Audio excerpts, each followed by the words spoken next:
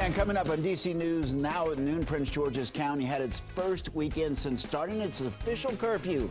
Hear what police are saying. And later, railway workers may strike. A look at what the union is demanding and how this could affect your commute across the DMV.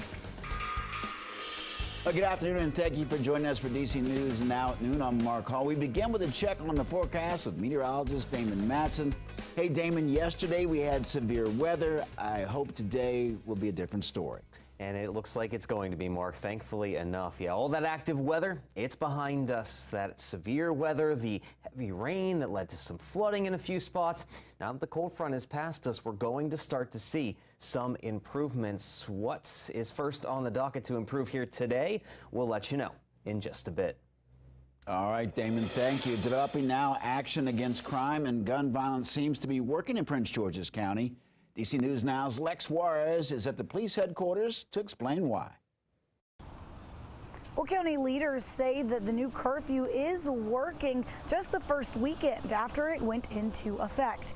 County Executive Angela also Brooks actually took to Twitter to announce the news. She said, quote, "We are pleased that officers with the Prince George's County Police Department did not have a single interaction with juveniles this weekend as the curfew took effect." Now, if you remember, the curfew was put in place with the goal of curbing crime and gun violence among kids, and it will only be in place for at least the next month. Now, it does only apply to people who are 16 and younger, but parents have a stake in this too. Now, they could face fines if their kids are found breaking the rule. And while we are seeing and that county leaders are saying that this curfew is impacting crime and gun violence amongst kids, we did also have a quiet weekend when it came to homicides as a whole in the county. Prince George's County Police have not put out any official reports of any homicides, and our contributor Larry Calhoun with DC Real-Time News only reported of one.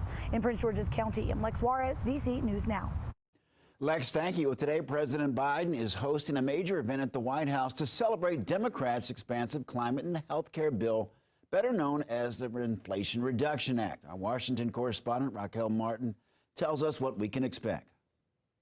Tuesday, President Joe Biden and Democrats will celebrate the passage of the Inflation Reduction Act. American people should have confidence that we're on the right track. While in Boston Monday, the president said the $740 billion plan will change lives by investing big on clean energy and climate policy while lowering the cost of prescription drugs for some Americans. Building an economy that finally works for working families. Democrats insist the bill, which raises taxes on some large corporations, will also reduce the national deficit. And together with the passage of the bipartisan CHIPS Act, will help lower inflation. Grow and reduce the burden as well. But Republicans call the plan utter nonsense. On the Senate floor Monday, Senate Republican leader Mitch McConnell said in this economy, the spending is like throwing gasoline on a fire. Will not meaningfully reduce inflation at all and will actually make it worse in the near term. A third of the country says they're struggling to meet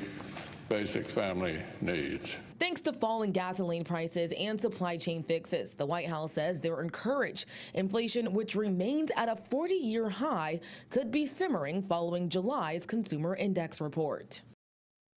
And that was DC's Raquel Martin reporting. The White House inflation reduction celebration will take place today at 3 at the White House. Well, the latest out of the Trump investigation, the Justice Department is saying that it will support one of the former president's special master nominees. That's according to court filings. DOJ lawyers said that they would be satisfied with Raymond Derry. Now, he's a former judge, but put forward by Trump's legal team to review the seized documents from the FBI. In addition, the DOJ is requesting for the court to consider two of its own choices for special master. This includes former District Judge Barbara Jones and former federal judge Thomas Griffith.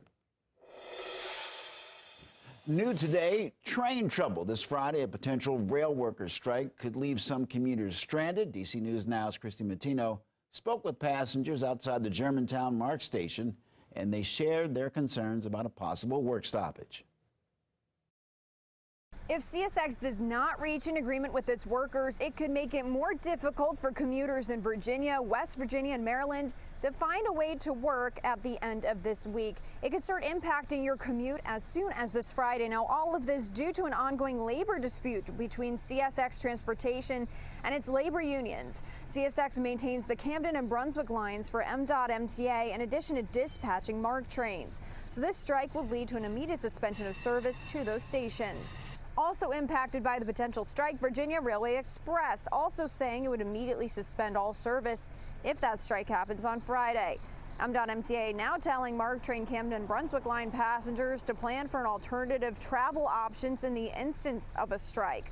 So that means to consider taking a bus, carpooling, or other train options. It's important to note WMATA will not be impacted by the potential strike.